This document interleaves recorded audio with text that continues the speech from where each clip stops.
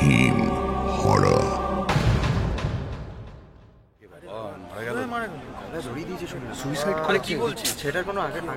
ছোট মফস্বল রাহুগড়ের সব লোক আজ ভিড় করেছে বণিকদের বাড়ির চারপাশটায়।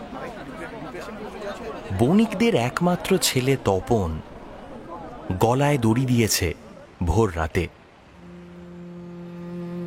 শোকে তপনের বাবা একেবারে ঠান্ডা পাথরের মতো স্থির হয়ে নিজের ঘরের চেয়ারটায় চুপচাপ বসে রয়েছে। একটা কথাও কারোর সাথে বলছে না। তপনের মায়ের বুক চাপড়ে চাপড়ে কান্নার আওয়াজ পাড়ার মোড় অবধি ছড়িয়ে পড়ছে, আর উপস্থিত সকলের বুকটা বারবার ভীষণ ভারী হয়ে উঠছে। সামনের মাসেই তপনের বিয়ে ঠিক হয়েছিল। সেই হবু বউ বাড়ির সামনে গাড়ি থেকে নেমেই অজ্ঞান হয়ে রাস্তার উপরে লুটিয়ে পড়ল। তপনের বন্ধু বান্ধবদেরও চোখের জল বাঁধ মানছে না। পাড়াপড়শিদের ঘন ঘন দীর্ঘ নিঃশ্বাস পড়ছে খালি। এত ভালো ছেলেটা কালকে পর্যন্তও যে অফিসে গিয়েছে, ফোনে হবু বউয়ের সাথে গল্প করেছে, অফিস থেকে ফেরার পথে চায়ের দোকানে বন্ধুদের পিছনে লেগেছে, রাতে বাবা মায়ের সঙ্গে হাসি মুখে ডিনার সেরেছে, সে হঠাৎ এরকম একটা সাংঘাতিক সিদ্ধান্ত কেন নিল সেটা কেউ বুঝতে পারছিল না। তার ঘর থেকে কোনো সুইসাইড নোটও পাওয়া যায়নি। আস্তে আস্তে একটু বেলার দিকে পুলিশ ও বিভিন্ন সূত্র মারফত জানা গেল আজ 1 মাসেরও বেশি সময় পেরিয়েছে, তপনের চাকরি চলে গেছে, এবং সেটা সে ঘুণাক্ষরেও কাউকে একবারের জন্য বুঝতে দেয়নি। যে ইঞ্জিনিয়ারিং কোম্পানিতে সে কাজ করত সেখানে এবং এই রকমেরই অন্যান্য কোম্পানিগুলোতেও তপনের মতো আরও হাজার হাজার মানুষের চাকরি এক এক করে চলে যেতে শুরু করেছে। সেই চাকরিহারা মানুষদের কাজগুলো সব এবার থেকে এআই দিয়ে আপনা আপনিই হয়ে যাবে।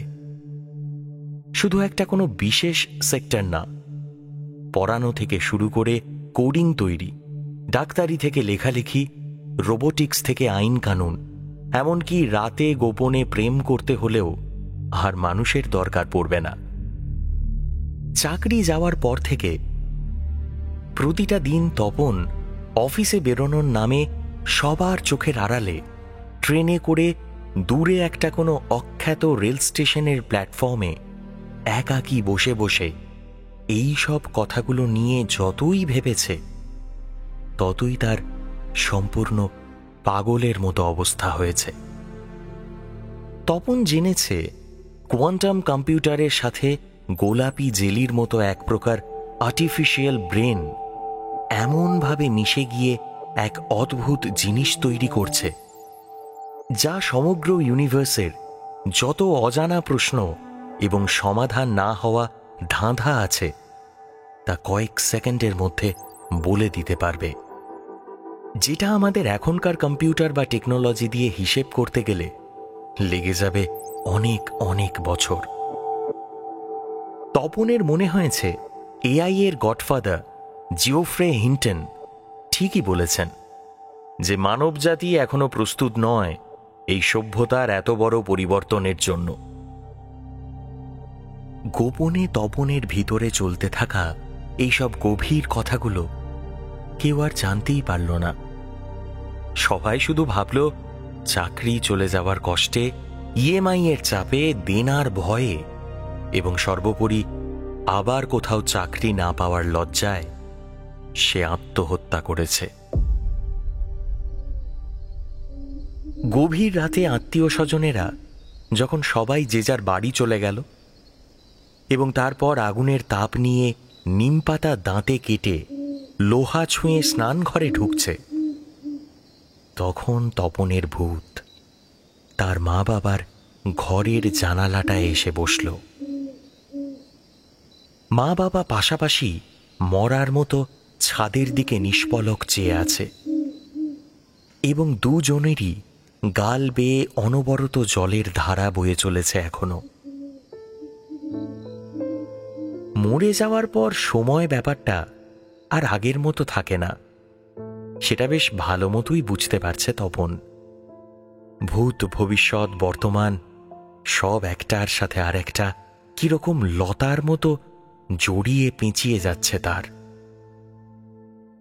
তপন স্পষ্ট দেখতে পাচ্ছে এআই এর সাথে রোবোটিক্সকে মিশিয়ে কিভাবে আগামী দিনে মানুষ একটা একটা করে তার অকেজো হয়ে পড়া অঙ্গ প্রত্যঙ্গের জায়গায় কৃত্রিম লিভার, কিডনি, হার্ট, লাংস এবং এই সব থেকে শুরু করে শেষে ব্রেন পর্যন্ত বদলে নিচ্ছে কত অনায়াসে। তারপর মানুষ আর রোবট এই দুজন মিলে সৃষ্টি করছে একেবারে একটা নতুন সংকর জাতীয় অদ্ভুত এক প্রাণীর। হঠাৎ ভবিষ্যতের এই দৃশ্যপট দৃষ্টির সামনে থেকে সরে গিয়ে সেখানে অতীতের কিছু ঘটনা তপনের সামনে বুদবুদের মতো ভেসে উঠল। ওখানে সৃষ্টির একদম আদিতে সে নিজেই যেন অসংখ্য কোটি কোটি খণ্ডে ভাগ হয়ে প্রাণীকুলের বিভিন্ন প্রজাতির রূপ ধরে বারবার জন্মগ্রহণ করছে, আবার মরেও যাচ্ছে।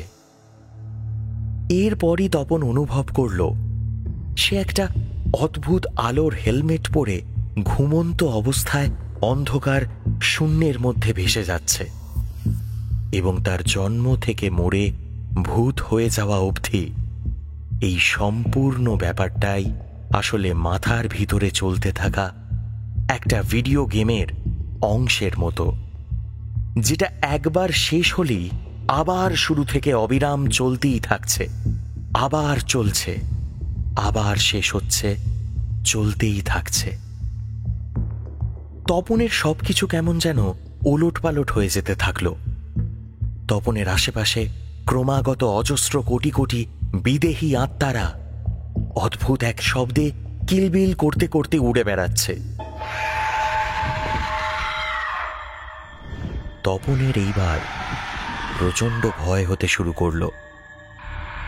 এত ভয় সে বেঁচে থাকতে কোনোদিন কিছুতেই পায়নি। শেষে সে ধীরে ধীরে একবার একটা অতি ক্ষুদ্র ভ্রূণের ভিতর ঢুকে পড়ছে। তাকে আবার পৃথিবীর বুকে জন্মাতে হবে। তপন কোনো বাধা দিতে পারছে না। তপনের লক্ষ লক্ষ বার জন্মানোর অতীত স্মৃতি মুছে যাচ্ছে এবার দ্রুত। এক অজানা ভবিষ্যতের কথা ভেবে তপনের ভীষণ ভয় করতে লাগলো। তার চারদিকটা আকার নিচ্ছে জলে ভরা কালো দুর্গন্ধময় অন্ধকার একটা জায়গার। সে একজন অপরিচিত মানুষের হার্টবিটের ধুকপুকানি অনুভব করে চলেছে অনেকক্ষণ। তপন আস্তে আস্তে ভয়ে ঘুমিয়ে পড়ল সেখানে। আর কিছুদিনের মধ্যেই আবার নতুন করে পৃথিবীর আলো দেখবে তপন। তারই অপেক্ষায় রয়েছে সে। হারহিম হরর আপনারা শুনতে পারেন এক্সক্লুসিভলি মির্চি বাংলার ইউটিউব চ্যানেল এবং গানা অ্যাপে।